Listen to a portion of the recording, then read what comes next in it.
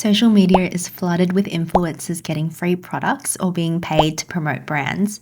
Can we trust them? This is my brutally honest tier list of some of the most viral beauty products of 2024. There are 5 tiers today, and the first tier is Holy Grail, and what that means is that it's part of my everyday routine. I will repurchase this product. The second tier is Worth the Hype, which means that I'm glad that TikTok showed it to me and I'd recommend it to you. The third tier is She's Alright, which means it's okay and I'm glad I tried it. The fourth tier is Not Worth the Hype, which means it's okay, but I wouldn't repurchase it. The last tier we have is Liar, and that tier is where I felt like I wasted my money. I'm going to start off with something controversial, which is the Glow Recipe Niacinamide Serum Dewdrops. And I feel like they are not worth the hype. I don't think that they are as dewy as what people make them out to be, and I feel like the niacinamide doesn't really do anything for my skin. I don't notice a difference after using this bottle up. As a makeup primer, I feel like there's other makeup primers out there that give me a more glowy and dewy finish than this niacinamide dewdrops. So unfortunately, I'm going to put it in the worst tier and I'm going to place it into Liar. The next product on my list is the Paula's Choice BHA exfoliator, and it is really new to my collection. One of you recommended it to me for my large sebaceous filaments and my pores and my acne, and I actually really like using it. It really helps with the uneven skin that I have on my nose, and it's decreased how many breakouts that I would get. I feel like this BHA exfoliator has made more of a difference to my skin than tretinoin. So I'm going to put this up into Holy Grail. The Huda Easy Blur Primer and Foundation have been really viral this year. I do find this primer does help me blur my pores by making my skin very matte.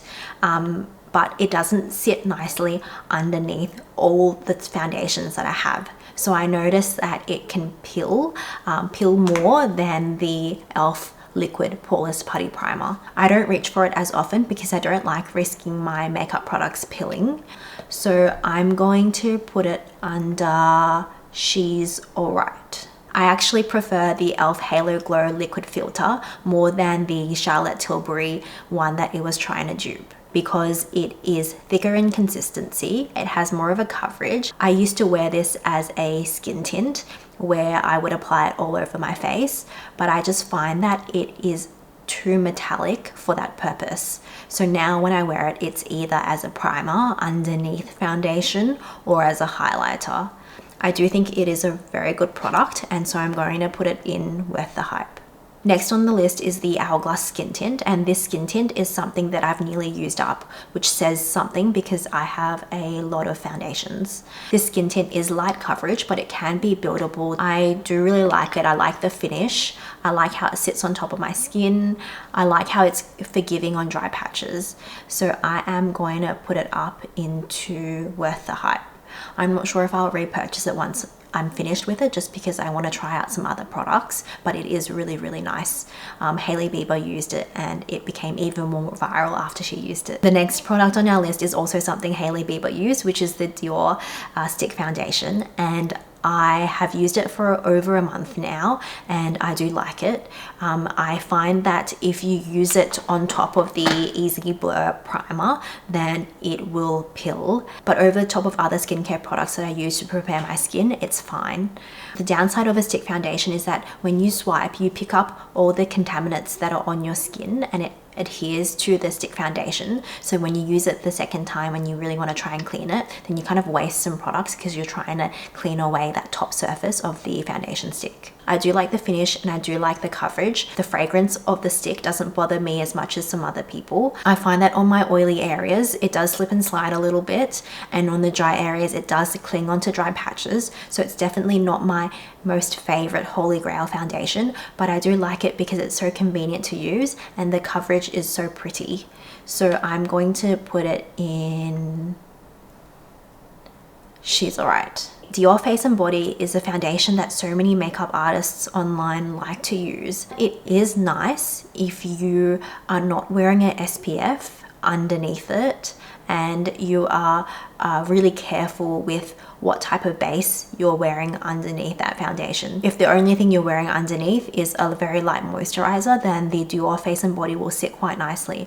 But on my skin, I really like to have a toner, I like to have a serum, I like to have a niacinamide, I like to layer a quite thick layer of sunscreen. For me, my sunscreen is way more important than my foundation, so I'd rather choose a foundation that works well with various different types of sunscreen than the other way around, if that makes any sense. I have combination skin. I suffer from eczema on my body, and I have the largest sebaceous filaments and pores around my T-zone. So for me, I don't really reach for it because I do like to layer lots of skincare products. Skincare products are way more important to me than using a particular foundation. So I have other foundations that work so well with the skincare products that I like to use, which is why I'm going to rank it pretty poorly.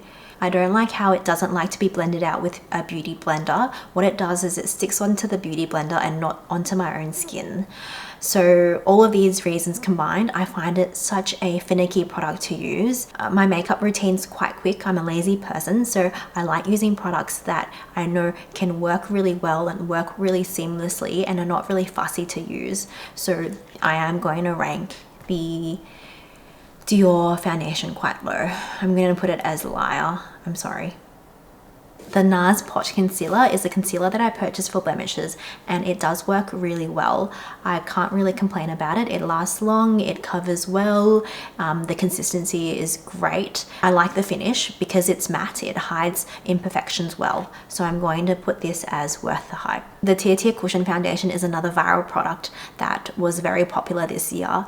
I saw many videos of influencers getting gifts sent from Tir Tir, and so many influencers got the like 30 big box of 30 Tir Tir Cushion Foundations in PR. I purchased 2 Tir Tir Cushion Foundations based on the filter that they had online for us to use, and the first time I purchased it, it was way too light even though I used the filter. The second time I purchased it, the color match was a little bit better. The finish of it and how it lays on your skin is beautiful. It's so thin and light, but the coverage is amazing. I personally don't like cushion foundations because I find them really messy. Because cushion foundations are so messy, you end up wasting a lot of product that gets covered all over the cushion case, and because of that, there's actually not that many uses with the cushion foundation. For the mini version, I used it for about 3 to 4 times before I stopped wanting to use it because there wasn't enough product to evenly coat my sponge. Because I think the consistency is so nice and the finish is so nice, I can't really put it in not worth the hype because I think the product itself is really nice. It's just the delivery of it that I don't like, so I'm going to put it in she's alright. Now moving on to lip products, the Laneige Lip Sleeping Mask is something that I purchased when I was in Korea. I had my makeup done by a Korean makeup artist, and she put this on top of my lips before applying makeup so that my lips would stay hydrated. And I really like it for that purpose. So I use it very often before makeup to apply on top of my lips while I'm doing my base makeup. I have used it before going to bed, but I still prefer using Vaseline just because it is not scented. I move around in my sleep, so I don't like scented products rubbing onto other things. I tested this out one night using Vaseline on the top lip and this on the bottom lip, and they both stayed very much the same when I woke up the next day. They both kept my lips hydrated, and there was still that occlusive barrier layer when I woke up. So I do like this product. I do like the scent. I feel like the scent is so luxurious. It's so yummy. And so I am going to put it up into worth the hype. Clinique's Black Honey products have been quite popular these last few years, and I purchased the Clinique Black Honey lipstick because a influencer was using it and it looks so beautiful on her. I do like the color, but she's actually not something that I reach for anymore. The consistency is not very moisturizing. The texture of it isn't very smooth, and initially I thought it was just my lips. I thought the dryness of my lips was attaching onto the lipstick, making it like that. But when I looked closely at the Black Honey lipstick, the bullet just isn't very smooth and even. I'm going to place her in she's alright because I think the color is beautiful. just the delivery of it isn't very good. The Summer Fridays lip balm is very popular. I do like it. It is moisturizing.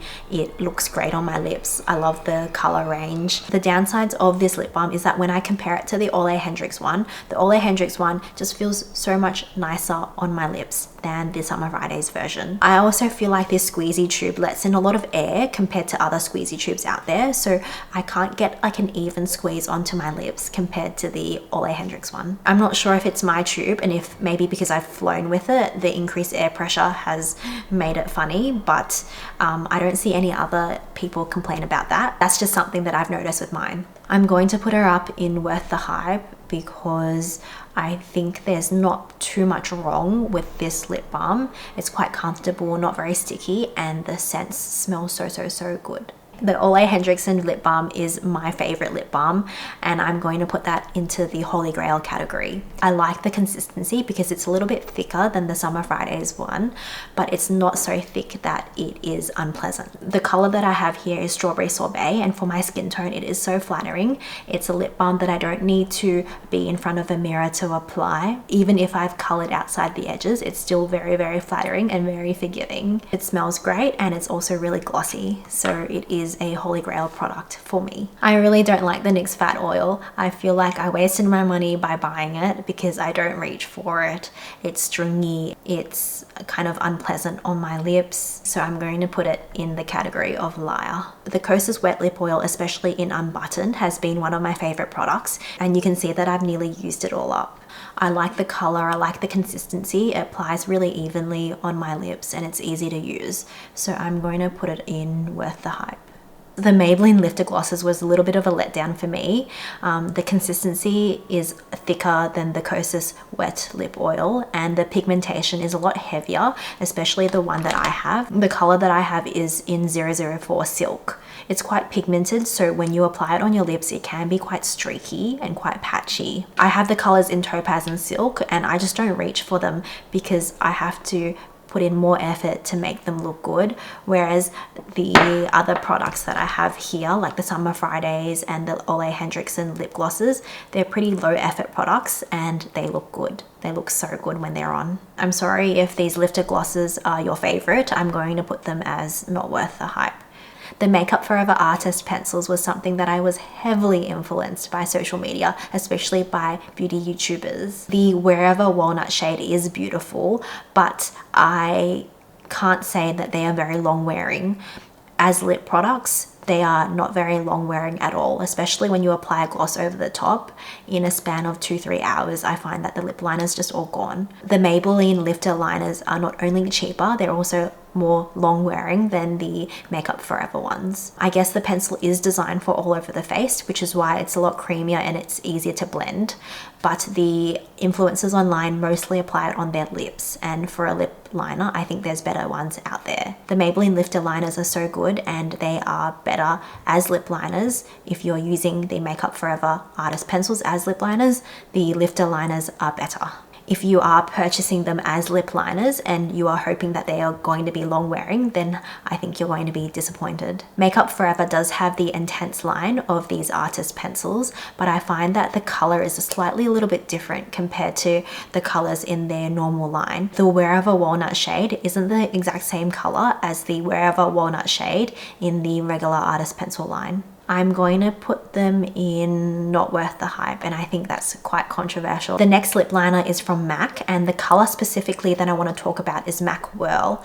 MAC Whirl was all over the rage these last few years because it's one of the colors that Kylie Jenner really liked to use. Out of the MAC lip liners that I own, MAC Whirl is probably the driest formula out of them all. I thought it was the particular pencil that I had, so I purchased a second one, but they were both on the dry end of the spectrum. I don't reach for MAC Whirl as often now because of the dry consistency. I have to press a little bit more on my lips for the color to show up.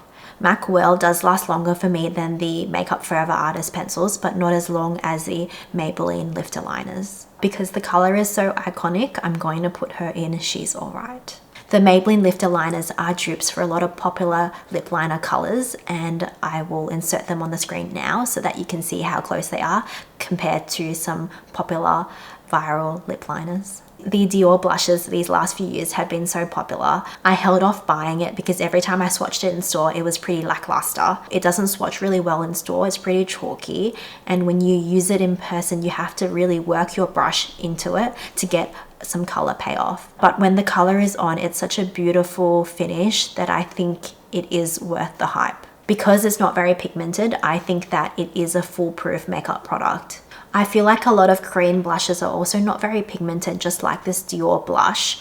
So if you're looking for something similar in color or consistency, I think there are other products that are out there that are going to be a lot cheaper. So I'm going to put her in She's Alright.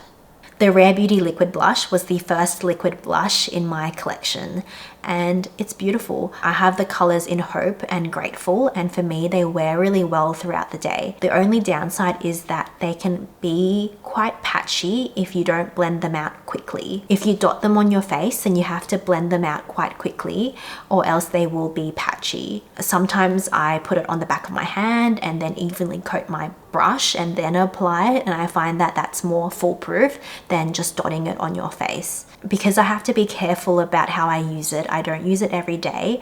I like to reach for lazy, easy to use products. So I'm going to put it in Worth the Hype, but not Holy Grail. I purchased the Patrick Ta blushes because my bridal makeup artist used that on me for my bridal makeup trial, and I think they're gorgeous. The powder is really smooth, the cream is very blendable. I feel like the pigmentation is good. I think if it was even more pigmented, then it would be harder to use. The only complaint that I have about the powder is that you have to dust your brush off once you've picked up the product, because you can get a bit of fallout. I'm going to put the Patrick Ta blush in Worth the Hype. The Dior Backstage Glow palette is also something that a lot of makeup artists like to use. I had about 3 different makeup artists who did my makeup use it. I do like it. I think that the palette is really versatile. The colors can be used as eyeshadow as well as blush topper and highlighter. I'm going to put it in Worth the Hype because the Rare Beauty highlighter, in my opinion, is prettier, and that one is in the Holy Grail category. The color itself I have in Mesmerize, and it is beautiful. I like the finish. It has a wet look appearance, and it's so nice to use. The Dior highlighter and the Rare Beauty highlighter are made in Italy, and they're both so smooth. I think the Rare Beauty one is a bit smoother in consistency compared to the Dior Backstage highlighter.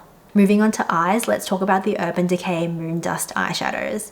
I purchased these because of social media. I actually went in store and swatched them, and I swatched it twice and I never purchased it. But after watching so many videos on social media, I purchased it. To be honest, I don't wear it often because it doesn't really wear well on my oily eyelids. I prefer the Natasha Denona shimmers and the Hourglass shimmers more than the Urban Decay Scattered Lights shimmers, but I find that because it lacks a base pigment, it doesn't adhere to my eyelids as well as some other eyeshadows, but it just doesn't wear very well, and I don't find many people talking about that. It has a nice mirror wet-like effect. On my oily eyelids, that effect only lasts for about an hour before it starts to not look very nice. Editing Lynn here. I have to redact one of my statements. I gave the Urban Decay Space Cowboy another go over the top of the MAC Pro Longwear eyeshadow primer, and it did last a lot longer. This clip is taken after 5 hours of wear, but I think that is more telling on how well the MAC Pro Long eyeshadow primer works. So for me, I'm going to put her in She's Alright. Wait a minute, I'm putting her in She's Alright because I am being influenced by all the other opinions that I have in my brain right now. But to be honest, my opinion and how it works on me, I'm going to put her in Not Worth the Hype. The Space Cowboy eyeshadow in Moon Dust and the Misha eyeshadow both have a similar scattered glitter effect, but the color base pigment isn't the same. The Space Cowboy has less of a base pigment compared to the Misha version. The Misha version is pretty obvious that it is a bit warmer and a bit more orange when you swatch it and when it's on your eyes. The Makeup by Mario Master Matte's Neutrals palette is something that I don't own anymore because I gave it away. To be honest, if I didn't have as many MAC eyeshadows that I already own, I probably would have kept it because the consistency and texture of of it is similar to the MAC mattes that I already own. The problem with buying a large palette is that I often just use a select few colors and the rest of the colors I wouldn't reach for, which is why my MAC Quad is my most reach for eyeshadow palette. These eyeshadows are my perfect base eyeshadows that I often use for my crease before using a glittery eyeshadow over the top. I'm going to put her in She's Alright because this is my tier list. If you're like me and you already own MAC matte eyeshadows or you own other makeup palettes, I don't think it's necessary to add this one into your collection. The eyeshadows are quite pigmented and they do blend quite easily, though they kick off a lot of powder, just like the MAC eyeshadows. The next item on the list is the Natasha Denona I Need a Nude palette. Now I actually only own the Baby I Need a Nude version, which only has these 3 colors. From using this small palette and swatching them in person, I really do like the consistency of her shadows. Her matte shadows are so smooth, her shimmers look so beautiful, and they wear very well over a period of time. So I'm going to put it up in Holy Grail. We're nearly getting through this tier list. Next on the list is the Hourglass Scattered Light eyeshadow. Now this eyeshadow is beautiful. It wears very well throughout the day. The glimmery effect is quite strong.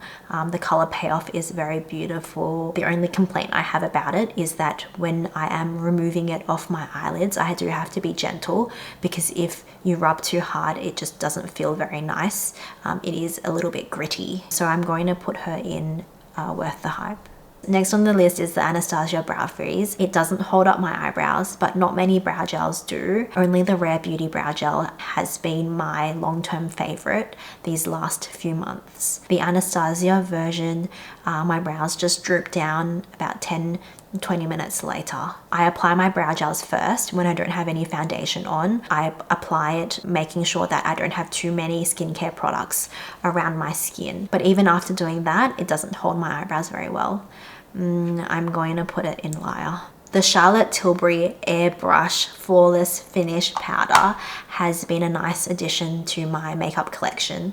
It sets my makeup quite well without being messy because some loose powders can be quite messy, especially when you're traveling, and I really like the finish that it gives my makeup in the end. The MAC Studio Fix foundation can be used the same way as the Charlotte Tilbury powder, so I don't think that powder is particularly very special, but it does do what it's claiming to do. The MAC Studio Fix foundation can be built up to a medium to heavy coverage, or you can use it to set your makeup, whereas the Charlotte Tilbury powder isn't as versatile. But for what it claims, it does a good job. So I'm going to put her in Worth the Hype. The Charlotte Tilbury setting spray is the best setting spray that I've used. I've tested quite a few. I've done quite a lot of eyeshadow tests with the setting sprays, and it's always performed the best out of all the setting sprays that I've used. So I'm going to put her up in Holy Grail. The Huda Easy Blur powder has replaced my Laura Mercier powder. I feel like it's smoother, it's more forgiving on dry patches, and I feel like it sets my makeup for just as long as the Laura Mercier version. I really like it. When I finish the small version, I will buy the full-size version. So I'm going to put her in Holy Grail because I will repurchase this powder. The last product I have on the list is a hair care product. It's the L'Oreal Hair Gloss. I've tried the shampoo, conditioner, and the treatment, and they work really well. I really like the smell of this range, and it does leave my hair more glossy than without using it. The shampoo froths up really nicely and cleans my hair really well. I do notice a difference with my flyaways after I use it, so I do recommend these products. I think they are worth the hype. I'm not going to put it in Holy Grail because I do want to try some other products, so I'm going to put it in Worth the Hype. I'm pretty happy with the list that I have here. The Kosas Wet Lip Oil is really nice, but I think the doe foot applicator could be a little bit bigger. If it was bigger, I would move it up into Holy Grail status. And those are my final thoughts. Thank you so much for watching.